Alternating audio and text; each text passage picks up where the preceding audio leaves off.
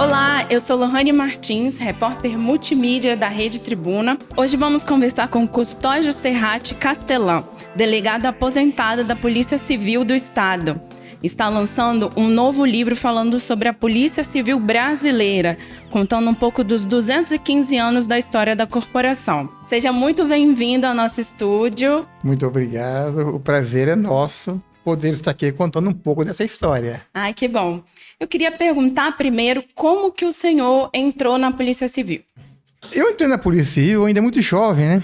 E todo jovem, naturalmente, no início, ainda na sua juventude, ele está, na verdade, à procura de uma ocupação, não é, para o seu sustento. Eu nem imaginava o que seria ser policial civil. Prestei o concurso à procura do emprego, na verdade, de um serviço, né? Uhum. Fui aprovado e, a partir do meu ingresso na polícia, no ano de 1982, eu fui conhecer aquele universo e passei a gostar, passei a admirar, passei a me empenhar, não é? Aprender o que era ser polícia, enfim. Esse foi meu início, né? Bacana. Vamos falar um pouco sobre o livro que o senhor está lançando, né? Contando um pouco da história da Polícia Civil brasileira. Da onde surgiu essa ideia de escrever sobre essa história? Bom, como eu te disse no início, eu fui para a polícia sem conhecer nada de polícia, e lá eu fui aprendendo, fui gostando, fui trabalhando. E uma coisa sempre me angustiava, era de não ver nada escrito sobre Polícia Civil do ponto de vista científico. Não havia, e não há ainda, literatura sobre a Polícia Civil do Espírito Santo. E aquilo me incomodava, me angustiava. Depois que eu aposentei, aí eu voltei a estudar, eu fui fazer um mestrado em Lisboa, fiz um mestrado em Lisboa e um doutorado. E aí nas minhas pesquisas que eu fazia, pesquisa acadêmica, eu acabei, acho que, sendo assim, impulsionado, sendo incentivado a fazer pesquisas também sobre a Polícia Civil. É como se eu tivesse aprendido o caminho da pesquisa, vamos assim dizer. E disse, agora acho que chegou a hora, já que ninguém nunca escreveu nada sobre a polícia do ponto de vista científico, com metodologia, né? Eu vou tentar escrever. E aí eu comecei a pesquisar para escrever sobre a Polícia Civil do Espírito Santo. Eu escrevi, produzi uma obra, né? Polícia Civil ES, Histórias e Memórias. Um livro bastante interessante, né? É um livro, pode dizer que é um referencial teórico inédito da nossa instituição. Eu pensei assim, posso dar um passo à frente. Na verdade, um passo à frente, mas só que foi um passo atrás, né? No sentido cronológico.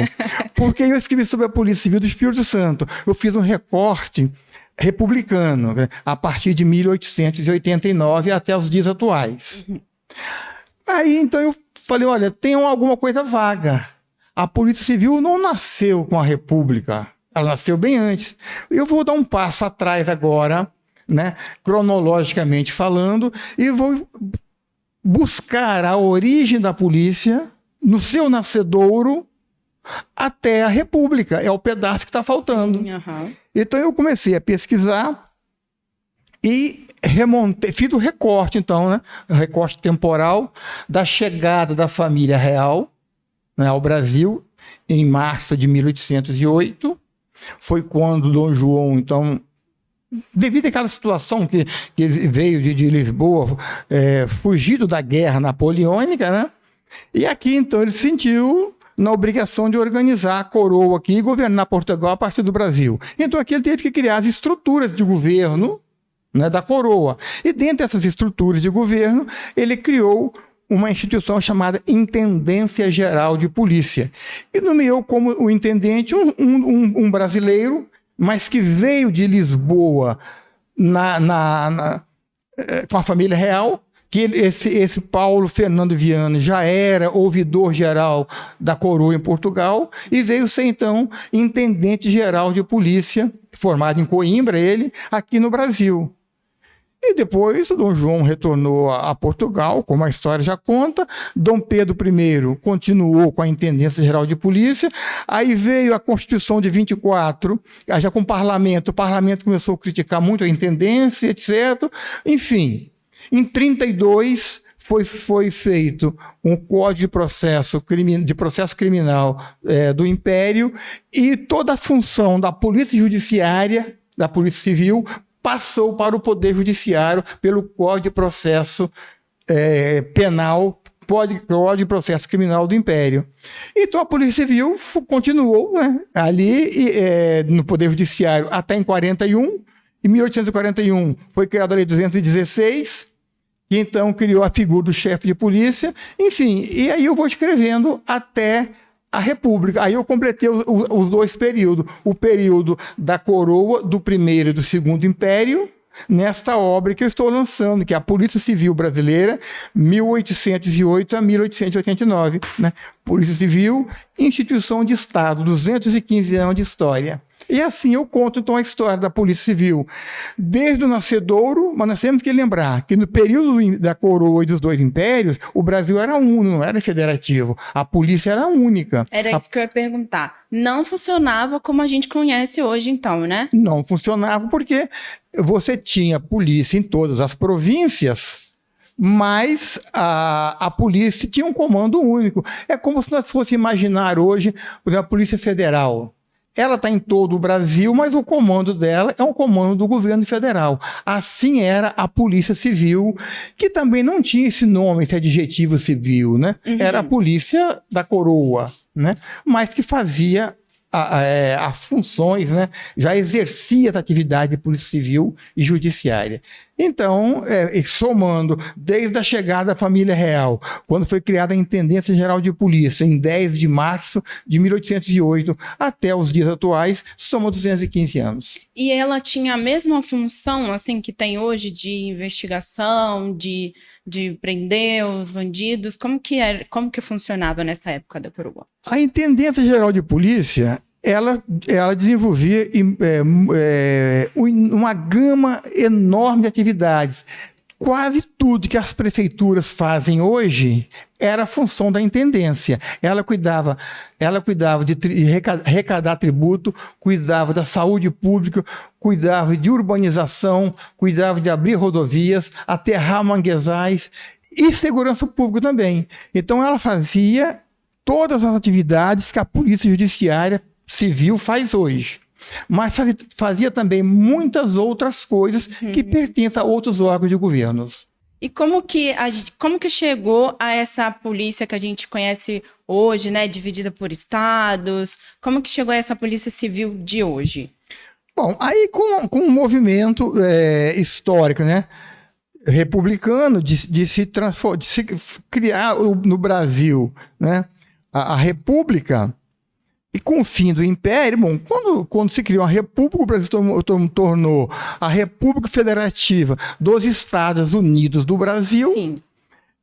Naturalmente, nessa partição, os estados federados ganharam por força da primeira Constituição da República a sua prerrogativa, sua independência administrativa, financeira, de gestão e tal. Então, cada estado passou a organizar a sua polícia. Quer dizer, é como se aquele pedaço da polícia que estava aqui no Espírito Santo, mas que pertencia ao Império, passou a ficar aqui, só que agora não mais recebendo comando central, e sim comando do presidente da província do Estado do Espírito Santo, né, que na época foi Afonso Cláudio, e depois, na sequência, Muniz Freire e outros, né? Então, foi nessa partição, na federalização do Estado brasileiro. Da época que o senhor trabalhou na Polícia Civil para a Polícia Civil que temos hoje, o que o senhor destaca aí como uma evolução positiva? O que o senhor acha que melhorou e que pode melhorar ainda mais nessa corporação? Como eu disse, os tempos são outros, né? Eu fui para a polícia em 82, ainda na época da linha dura. Uhum. E depois, mesmo em 85, quando começou o processo de abertura política, mas foi apenas um início. Ele foi se coroar lá em 88 com a Constituição. E mesmo assim, os costumes continuaram depois ainda, mesmo com a Constituição Cidadã. Muito bem. Então eu peguei 2 épocas. Como eu disse, quando fui para a polícia, o criminoso, ele não abria fogo contra a polícia. Hoje é diferente. Então, só que hoje também a polícia está melhor preparada intelectualmente, materialmente, estruturalmente, mas o bandido também está. Porque o fuzil que a polícia usa, o crime também usa. O celular que a polícia usa, o crime também usa. Usa e são mais ousados. Então, hoje eu diria que está mais perigoso. Está perigoso não só para o agente da lei, está perigoso para todos nós, enquanto cidadãos também. Nossos filhos, nossos netos. Verdade. Né? Então, hoje está muito perigoso. E por isso que nós temos sempre que proteger, sempre que defender os bons policiais. Agora, nós aqui no Espírito Santo, e o meu livro anterior, o que eu falo da Polícia Civil, eu digo lá, a polícia passou por uma fase muito ruim aqui no Espírito Santo. Ela foi jogada pelo poder político no fundo do poço, na lama. E nós, policiais civis, a partir de concurso, a partir de formação acadêmica, nós resgatamos essa polícia e botamos ela hoje, modéstia à parte. Isso é um trabalho conjunto dos policiais civis e também com apoio do poder político de outro momento, a erguer a Polícia Civil do Espírito Santo, que hoje ela vive numa situação ética, moral, num patamar plenamente aceitável, o que não era outrora. E o senhor falou sobre essa questão do bandido mais ousado, né? Que a polícia tem os equipamentos preparada, mas o bandido também. Você acha que tem alguma solução? Você acha que dá, com tudo que o senhor, com a sua experiência, com tudo que o senhor pesquisou, né, sobre a corporação, o que o senhor acha que pode ainda melhorar para a gente tentar sair dessa situação? Do ponto de vista policial, operacional, eu vejo que há poucos espaços para avançar, porque a questão é política. Eu, quando digo política, não é a política partidária, é a política de governância. Né? O Brasil precisa de saber para que lado, para que rumo ele quer caminhar. Porque se você tem leis, às vezes frágeis, leis que às vezes são feitas para funcionar em determinados momentos, você não tem uma política educacional que leve esse jovem para a escola e mantém ele lá a salvo de agressões, mantém lá com formação e às vezes até repensar que tipo de currículo escolar nós temos, é o ideal. Então, tudo isso está no campo da política. E não a polícia é um órgão operacional. Ela operacionaliza aquilo que é determinado que ela faça. Eu digo determinado, claro, do ponto de vista legal. Então tem que começar lá na raiz, né? Nós temos nas crianças, na raiz, no emprego, na moradia. E para a gente poder encerrar, eu queria que o senhor apresentasse novamente seu livro, falasse onde que a gente pode encontrar. Este livro, ele, como diz na linguagem popular, ele saiu do forno na sexta-feira.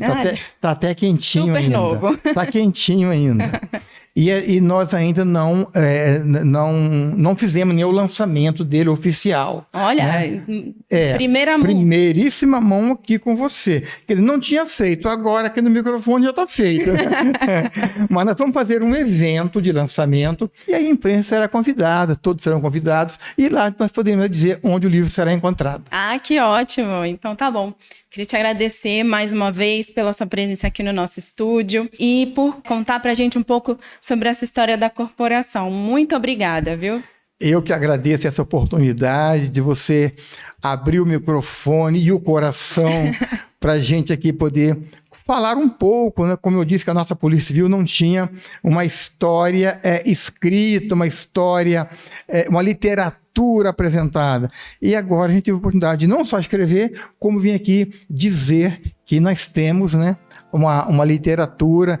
Tem não só esse que fala da Polícia Civil brasileira, quer dizer, no período de 1808 a 1889, mas também uma outra obra que fala da Polícia Capixaba.